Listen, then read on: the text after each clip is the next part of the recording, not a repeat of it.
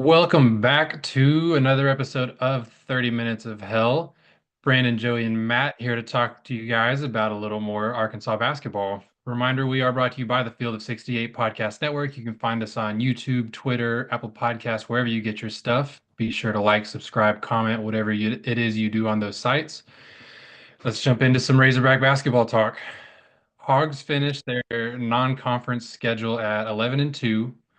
Their metrics keep moving up a little bit. I think some of their former opponents are kind of climbing as well. I think it was last night or a couple nights ago that like three or four teams that they had played had big wins and helped their metrics just kind of, not just the win-loss column per se, but I know that I think Oakland moved up quite a bit. Little Rock had a big win. Like a lot of teams like that. As those teams continue to win, the metrics for the Hogs keep rising a little bit.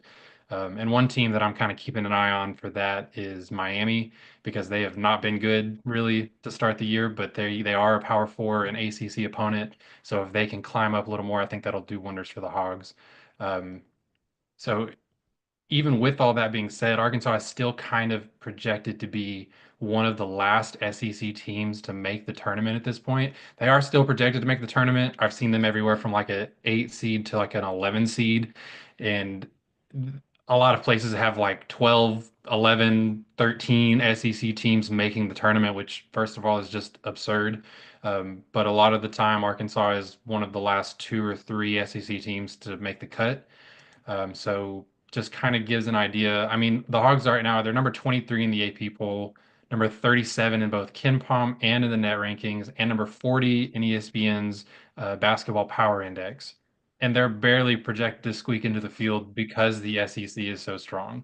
So just kind of an example, a visual of how good this conference is and how tough this schedule is about to be. Um, and they started off, I mean, with a bang. We'll get into it later, but starting off going on the road to number one Tennessee is just brutal, to start with. But before we get there, let's get into a little bit of how things have been going. Hogs have won each of their last three games by a sizable margin.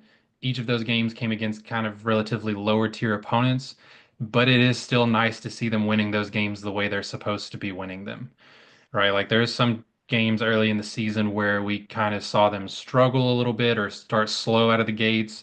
Maybe it's still a single digit game after halftime, things like that. And we just haven't seen that over the last three games, dating all the way back even 4 games ago to Michigan when they had their big second half and their big victory in Madison Square Garden. So it's been really good to see Arkansas doing all this. Hard to know exactly how much to take away from it though, because none of the last three teams, being UCA, shout out Matt, Oakland, and North Carolina A&T, it's hard to take away exactly how good the Hogs have been playing because those teams are all ranked relatively low. So what are some things that you guys have liked from the team or from individuals over this last stretch? I I think that it's hard to argue against how well Brazil has come out this season. After having such a disappointing season last year, it's refreshing, I guess I would say, to see him come out, understand his role, and just play extremely well under the circumstances that he's under. And throw that in alongside, Boogie, who to me is a surprise. I know it's not to a lot of people, but I think he's second in the SEC in assists per game behind Ziegler for Tennessee, probably. And it's just, I think we all talked about how we didn't expect him to be like our facilitator. We didn't expect him to like lead our offense. We expected him to be more of like a Caliph Battle type of guy who would get hot, hit some shots, be kind of our spark plug whenever we needed it. But he's really become so much more than that. He's not turning the ball over a ton. He's facilitating really well. Every now and then he'll get in a mindset where he's got to score. He'll take some ill-advised shots, but I can't remember if it was against NC or Oakland, but he started the game off with 1 point. I think it was against Oakland. Started the game off with 1 point and then ended with 24. Like it's just he couldn't get into a rhythm, and then he saw a couple shots go down in the second half and got into the flow of things, and then just took over. And as a freshman, as still a kid, like he's a teenager, like coming in and doing things like that, being so composed, being able to, flip a switch like that in the middle of a game. Obviously, Oakland's not going to be the competition that we see throughout the season, but it was a must-win game. I mean, in all honesty, you lose some of these early ones, then you don't get in at that 8 seed in the tournament. You maybe miss out entirely just by dropping these early games. So the fact that he was able to come out alongside Thero and just like flip a switch and be that guy is incredibly impressive to me.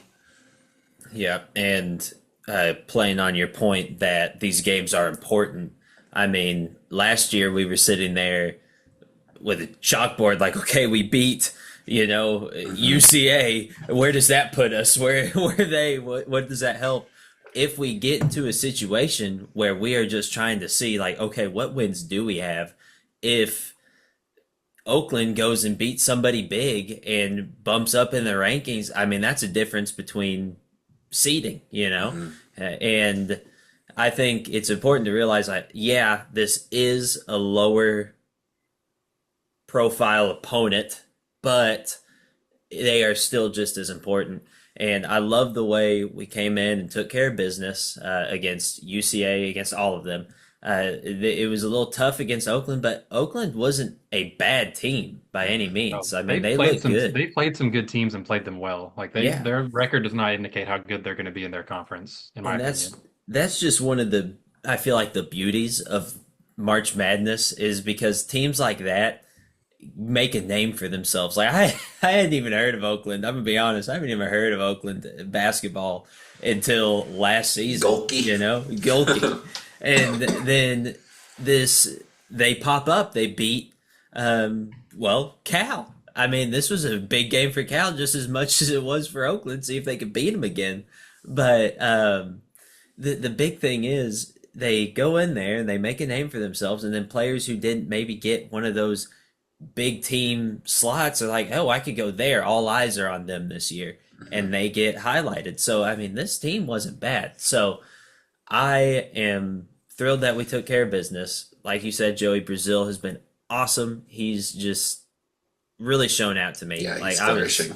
I was talking about him at work about how I was so impressed with the change that Hmm. he's had of He's a being. completely different player. He is. He went from being really not very physical. He's still a little timid, I guess is the right word. But I mean, much better than he His was. confidence has just gone through the roof. Yeah, Yeah, I think it's more about at this point just undersized, right? Like he's not the bruiser type of player. He's still the Mhm. athlete and a little bit more finesse, but you see the confidence in the role that he's playing, and he plays aggressive now. To your point, Matt, he plays Yeah, aggressive, rebounding, defense in the paint. I mean, every aspect of his game is not only confident, but the aggression in the right places to where he's not having, like I think Joey, you mentioned earlier, he's not having to put the ball on the deck and become a facilitator or anything like that. He's just fitting his role and he's doing it perfectly over the last, yeah. several games. It's phenomenal. I mean, making crazy plays almost beyond Sports Center top 10 plays. I mean, I That think we one all, yeah. that one against Oakland, I think, whenever Billy dove on the ground, threw it over Hmm. his head to DJ, and they just barely missed that lob. That would have been maybe the top play in our lifetime at Arkansas. Yeah. The Razorbacks have had about four almost Almost. Sports Center number ones. With you probably got three with Thero, and then this one with Brazil last game. Thero's almost ended people's careers like in three back to back games. Yeah. It's crazy. We're the best at almosting, I guess is Exactly. the proper term.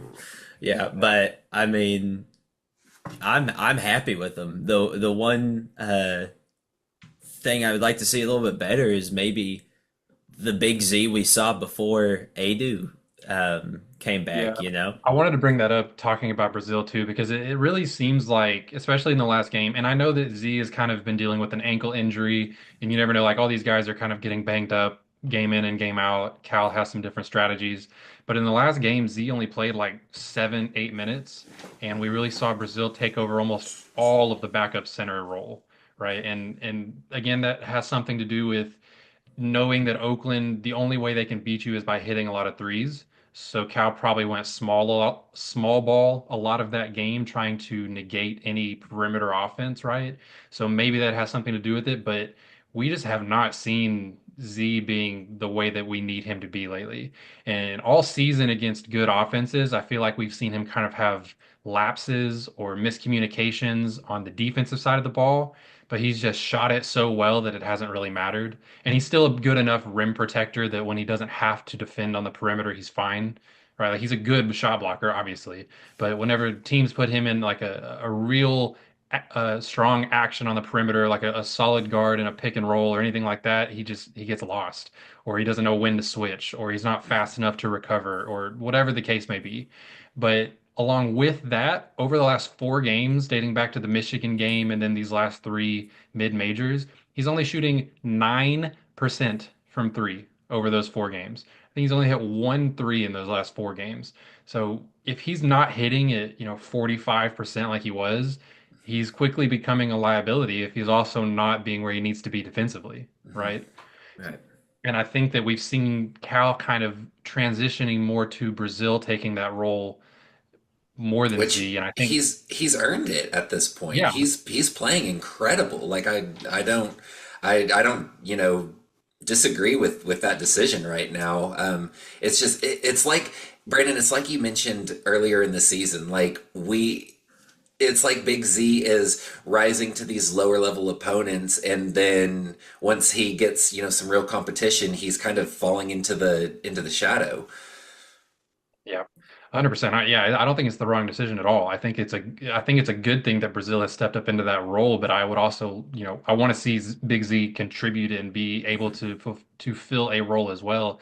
I'm just not sure what that role looks like at this point. Like Yeah. that's a big storyline to watch as we move forward into these first few SEC games. Yeah, and I think it's important that he does because, of course, our dead horse that we've been beating is depth. If we do not have depth, especially at that center position, with, let me say again, 2 guys that are injury prone, I mean, 3 guys at this point, but golly, we need that depth. If we Yeah. don't get them playing on the same page and going to Brazil, he's less of a liability on defense. So if he's not doing well on offense, it doesn't necessarily bother us that much.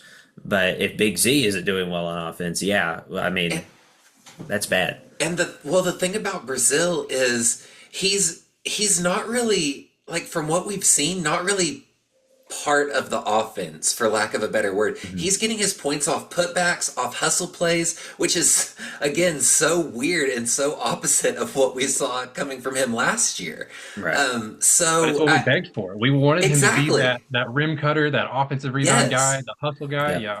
So just kind of re-emphasizing your point, Matt, about if he's not part of our, structured offense, that's fine because he's still, contributing in the way that he has this entire, preseason.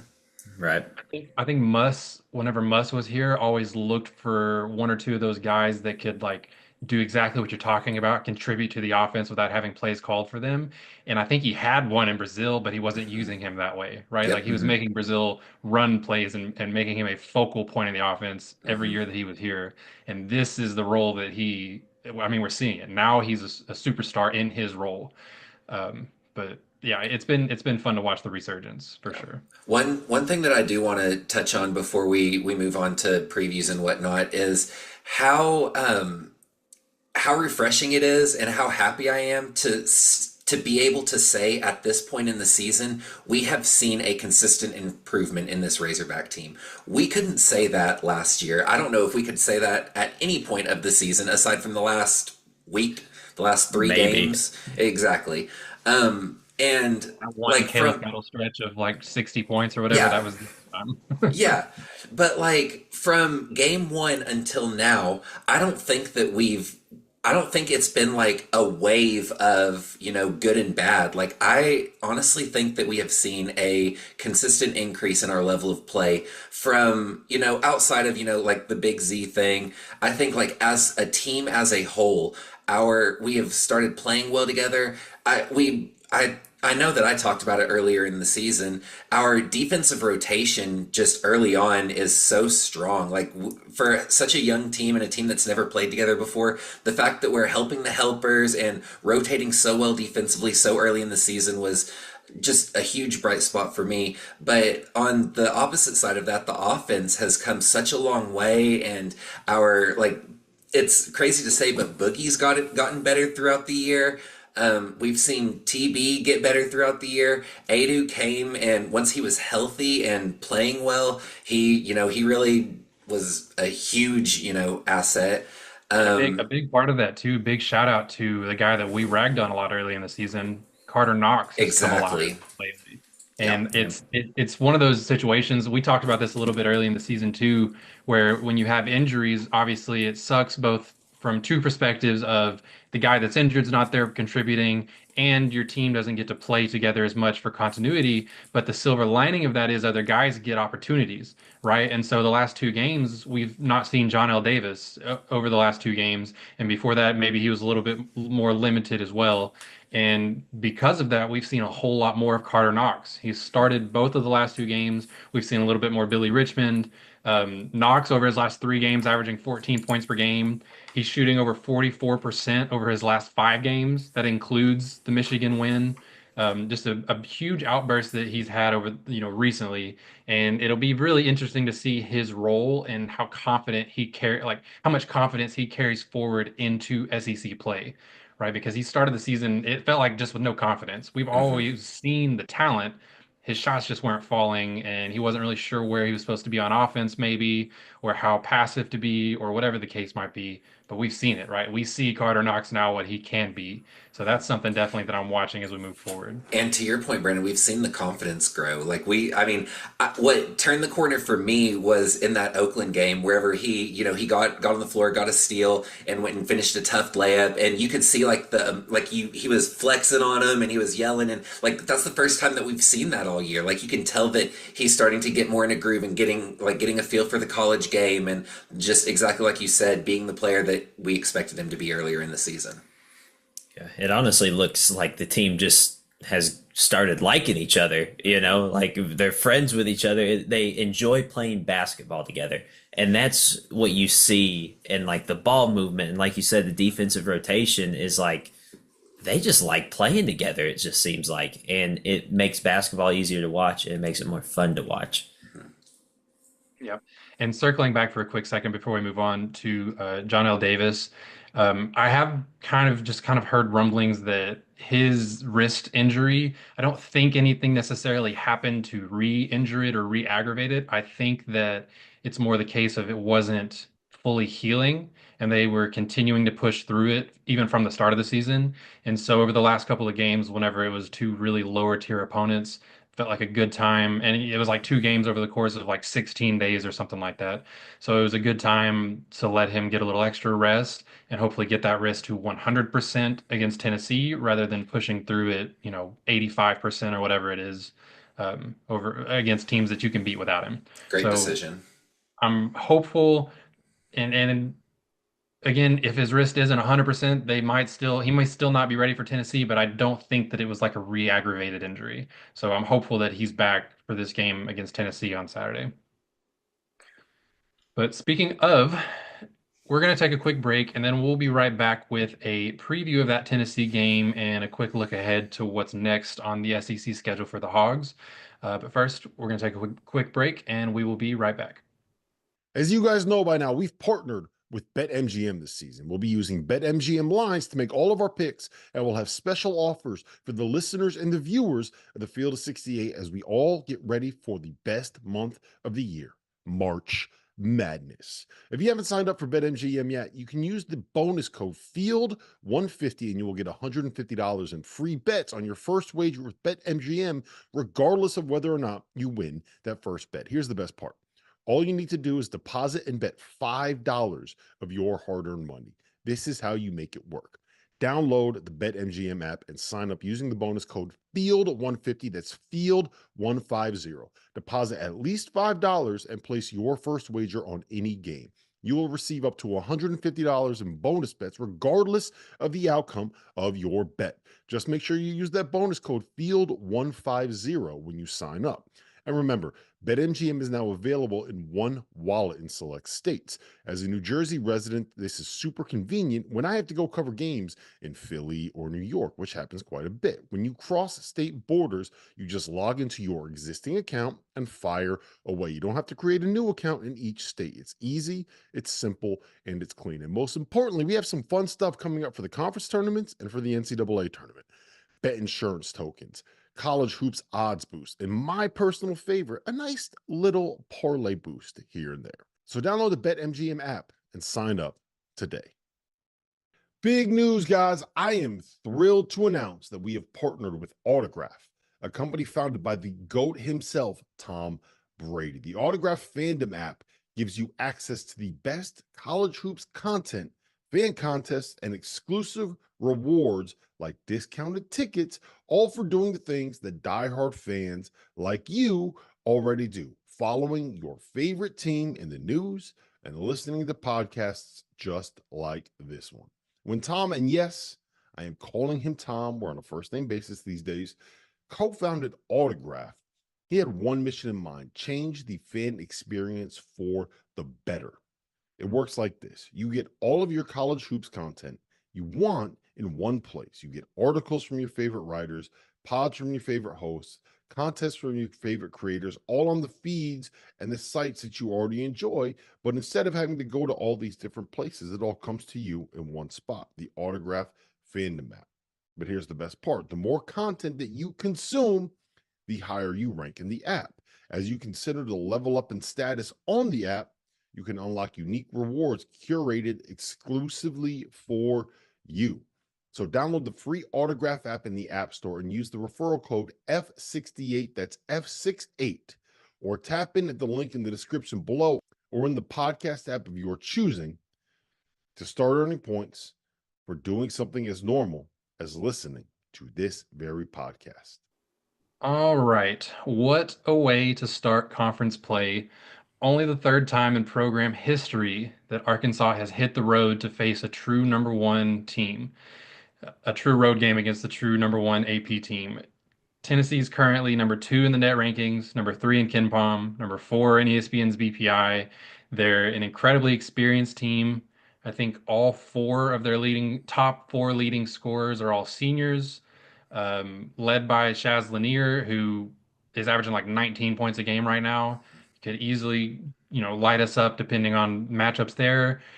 Offense is led by Zakai Ziegler. We mentioned him earlier. He's currently on pace to lead the SEC by a pretty good margin. Boogie is really the only player close to him in assists per game, and it's like a 2 assist per game difference. And if Zakai does finish this year leading the league, it will be his third consecutive season leading the SEC in assists. So just an incredibly talented, well-coached team that shares the ball well, has a great floor general, great length, great defense. I think they're like number two in Ken Palm's defensive metric. Just a lot of things that it's going to be hard to face this team for the Hogs, especially in their first road game. But there's also a lot of storylines, and I mean, we just spent 20 minutes talking about how much Arkansas has improved, right? I think that they've given themselves a chance to compete with anybody.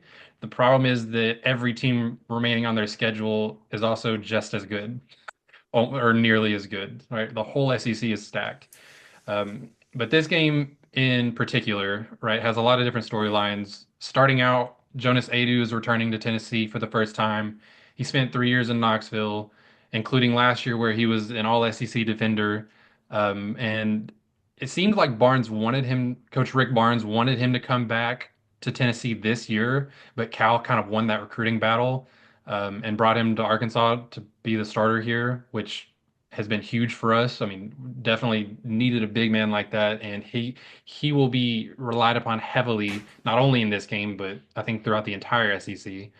So it's been good to see him getting healthier over the last few games. But then the next storyline, I mean, you've got Zakai Ziegler versus Boogie Flan. We've already talked about it a few times. The top two guys, the top two floor generals in the SEC, the vet versus the young kid. Ziegler's been a steady presence for Tennessee for years now. Boogie has seamlessly stepped into the role of that lead ball handler for Arkansas, but he's still a true freshman playing in his first true SEC road game of his career. It's going to be a packed house, a rocking stadium.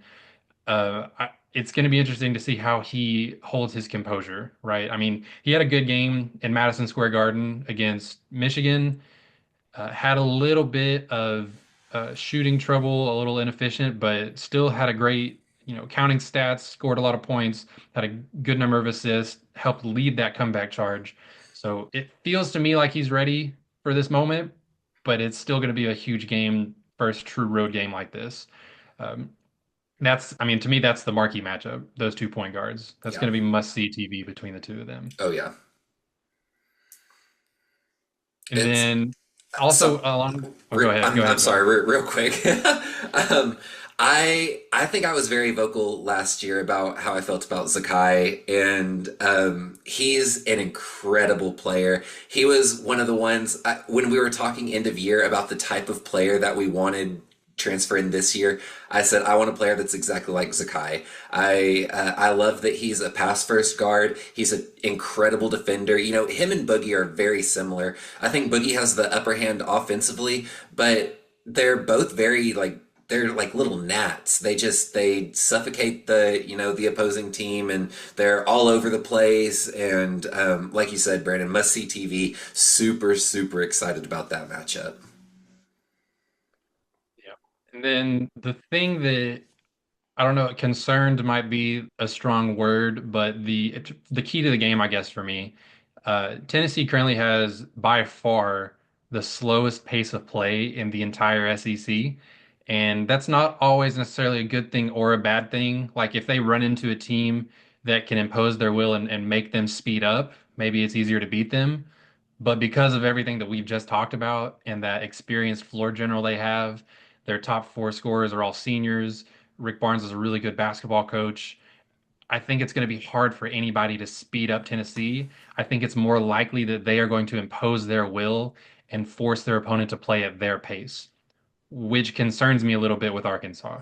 We have seen the Hogs offense get better. We have seen them play well in half court settings, especially more recently, especially since the return of Adu, since Carter Knox has started hitting shots.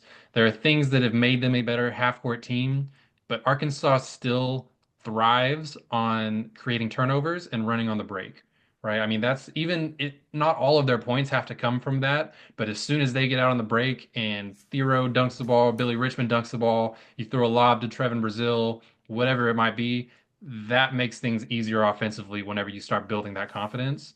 And I'm concerned that with Ziegler running the show and Tennessee as experienced as they are, if Arkansas doesn't get that run out, that fast break opportunity, that it's going to be a long game of trying to score in half court sets. And I think that we're going to see, if that is the case, I think that we're going to see a heavy dose of Edu Thero, which we didn't talk a whole ton about earlier. He's kind of become like the go-to guy whenever Arkansas kind of loses a lead. We've seen it against Illinois, against Baylor. Whenever Arkansas needs a bucket, we see him go to work, and it works, right? Like he scores well, but I just don't know that we can depend on just that to beat a team of Tennessee's caliber. And even on the flip side of that point, Brandon, it Arkansas's issue with the fast breaks and the fast pace of play is we gamble a lot. We gamble a lot on ball defense. We gamble a lot in the passing lane. And if we get one of those, just push outs and get a fast break dunk or whatever, we push for that even more. And Tennessee doesn't turn the ball over, like you said. They don't turn the ball over very often anyway. They're a very experienced team, like you said, slow paced team. They'll pass the ball around, they'll move it around, they'll wait for, something to happen. I worry that we'll get, one of those dump outs and go, and then we'll start gambling, and then we'll give up lanes to the basket, we'll give out open shots, and that's kind of what I'm looking at from this game is kind of, with how good of a team Tennessee is offensively at keeping hold of the ball and running their offense. They're very disciplined. And I don't want us to fall into that trap of, getting a couple breakouts and then gambling and losing the half court battle. I think the game is going to come down to what team gets to play their type of basketball. I mean, it's a fast pace versus slow pace. And my worry is that I feel like it's much easier for a team that plays slow to control the game than a team that plays fast, 100%. especially a team like Tennessee, who, like you said, doesn't turn the ball over. That's what we, thrive off of. That's what we love is we get a steal, we go. I mean, we run. Now, if somehow we can manage to play just as fast and keep them maybe almost in a panic, they're not really going to just outright panic, but if they speed up and then they start making just one or two of those little mistakes, I mean, those points do end up adding up. But at the end of the day, it's who can impose their will, who can speed the game up or slow the game down. And so we have to be ready enough to not gamble on those plays, but know when to take the chance on those plays and make those plays happen because we're going to have to. This team is good and we are best playing fast. So overall, it's a gamble. Like, do you say no, hold back, or do you say go? It's a big I think decision I for Cal. I think this exact type of matchup actually results in a lot of the upsets come tournament time. And by that, I mean like whenever a lower seeded team that maybe plays really slow the way Tennessee does, or plays really fast, like maybe someone like Kentucky or Alabama, if a team like that has just a notably different style of play runs into another team that they can impose their will on, I think that's when you see upsets happen. And so, or a lot of the time anyways. And so I think you're 100% right, Matt. I think Tennessee has the upper hand being at home. I think it is easier to slow the game down. I think all of that is true, but I also do think that it leaves the door open that if Arkansas can play their style of game, then it takes Tennessee out of their comfort zone that they've kind of grown into this season. Right? Like if And they're not used to doing that, then it leaves the door open. Who knows? and they would have to because I just don't know how confident I am in Arkansas's 40 minutes of half court play offensively. Yeah, even with the improvement, I think I agree completely. I mean, I think you're going to see a lot of Boogie and a lot of Thero trying to make things happen, and they can make things happen, but that's a lot to ask against a team like this for that Now, if long. if Jonell comes back in and he's playing like we know he can play in a half court offense, then that's a different story. That completely changes things. Well, But X factor. it's so up in the air. It's such a big if. And Wagner. I mean, what Arkansas team are we going to get? Are we going to get the, four offensive monsters, or are we going to get one or two? So, I mean, I don't know. I think we can win this game. I really do. I strongly believe it. But I also think we can lose it. But at the end of the day, I just don't get blown out. Play it close because even these close games in the SEC are going to be important, even if we lose them.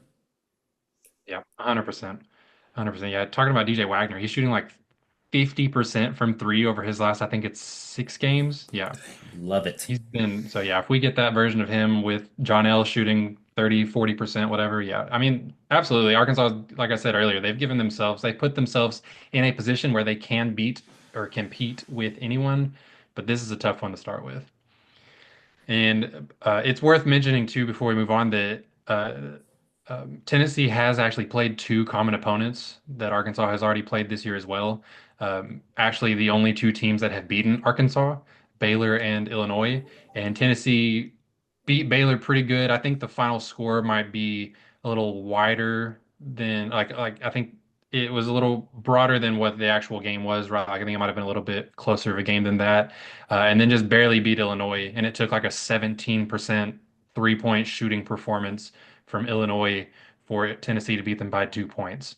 So maybe some things like that might even, inflate Tennessee's metrics a little bit, but I still think that they're a really good defensive team. They've already shown that they can beat two teams that gave Arkansas a lot of trouble. So just more points to go towards this is going to be a tough game. Um, And then beyond that, looking ahead just a little bit, after the Tennessee game, Arkansas gets a quote unquote break against Ole Miss in their next game because that's only a quad two game and it's at home. But Ole Miss is still, I think, ranked like 39th in Ken Palm and or maybe it's 29th, and they're one spot ahead of Arkansas in terms of SEC teams.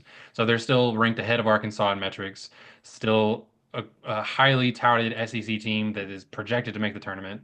And then after that, Arkansas goes through four consecutive quad one games. Eight of their first 10 games in SEC play are quad one opportunities. And I say opportunities, kind of with a scared tone in my voice because, I mean, opportunities to win like that can quickly turn into a losing streak too if we're not careful. I think the Hogs are good. Like I'm not just scared of them coming out and laying an egg versus everyone. I think they're going to win a lot of games, but you could be I mean, Cal said it in one of his recent press conferences. You can be a top 20 team and come out and start 0 and 3 in SEC play just because that's how good the conference is. There are no So freebies this year. none at all. So you just have to be on your game every single game, and yeah, it's going to be a tough schedule. Yeah. If you enjoy basketball, the SEC is a blessing at this point. I mean, it's gonna be good basketball. It's gonna be some dogfights I, for I sure. mean, One of I, the I'm best one yeah, of the best conferences top to bottom that I think that I've seen like in recent memory of any conference. It's yeah. insane. Hmm. There's gonna be a lot of standing up and yelling at the TV. I can already tell you that. Preview of the live next live episode of 30 Minutes of Hell, us just screaming and yelling at our TVs. I'm gonna just open it up with the recording of me like screaming. It depends. Is it gonna be me throwing a chair in that gets the TV, or is it gonna be me running around the living room? It's one of the two. Either we lose or we Waving your win. foot around like muss. Oh man. All Matt right, will well have that game against his shirt off a couple of times this season. Yeah, one or I hope two he at does. least. I hope he does. All right. Well, that game against Tennessee is set to tip off Saturday at noon, and then the Hogs get right into their twice a week SEC schedule. It's going to be fun. I'm nervous. I'm anxious. I'm excited. It's going to be a fun SEC slate this year. Fingers crossed the Hogs do enough to get themselves in the tournament. But for now, that's all we have for you guys. Quick reminder that we are brought to you by the Field of 68 Podcast Network. You can find us on Twitter, on YouTube, Apple Podcasts, wherever you get your stuff. Be sure to like, subscribe, comment, retweet, whatever it is you do on all those sites. I've been your host, Brandon Baker, joined as always by Joey and Matt Jackson. And as always, go hard.